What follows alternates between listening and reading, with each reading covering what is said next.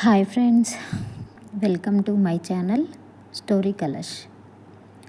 ఈరోజు మనం ఒక పల్లెటూరులో జరిగినటువంటి ఒక మంచి అబ్బాయి స్టోరీ గురించి తెలుసుకుందాం.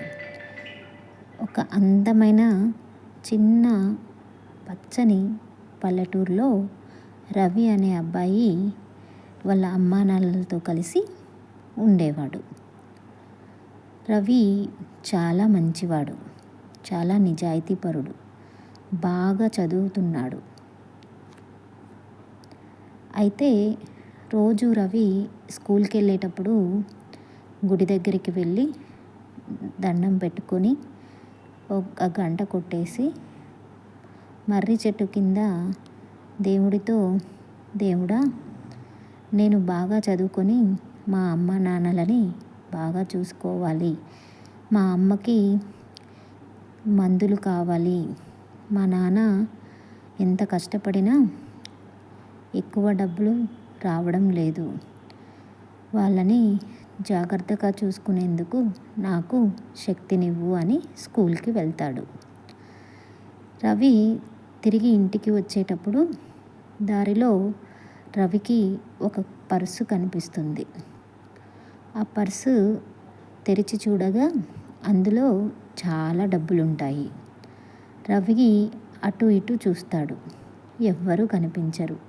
రవికి మనసులో అనిపిస్తుంది, ఈ డబ్బులు తీసుకుందామా అని. అప్పుడు రవికి వాళ్ళమ్మ జబ్బు, వాళ్ళ నాన్న కష్టపడేది గుర్తుకు వస్తుంది.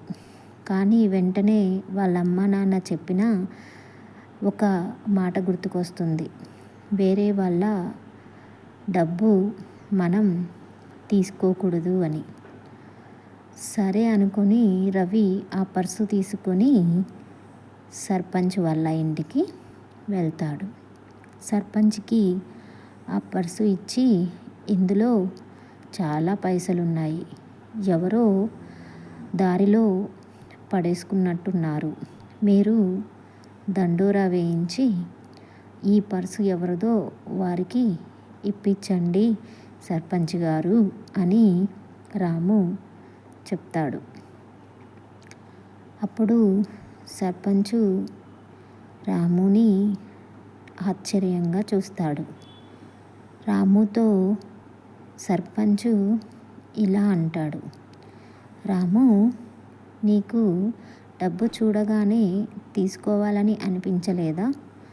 అది ఎవరిదో వారికి ఇవ్వమని చెప్తున్నావు.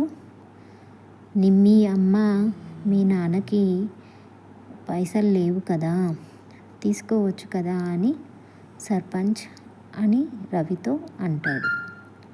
అప్పుడు రవి సర్పంచ్తో, మా అమ్మ నాన్న నాకు వేరే వాళ్ళ డబ్బులు తీసుకోవద్దు అని చెప్తాడు. సరే అని సర్పంచు దండోరా వేయించుతాడు. తెల్లారి ఒక ముసలి అతను వణుకుతూ వచ్చి, ఈ పర్సు నాది, ఇది మా అమ్మాయి ఆపరేషన్ కోసం దాచిపెట్టుకున్న డబ్బులు అని చెప్తాడు.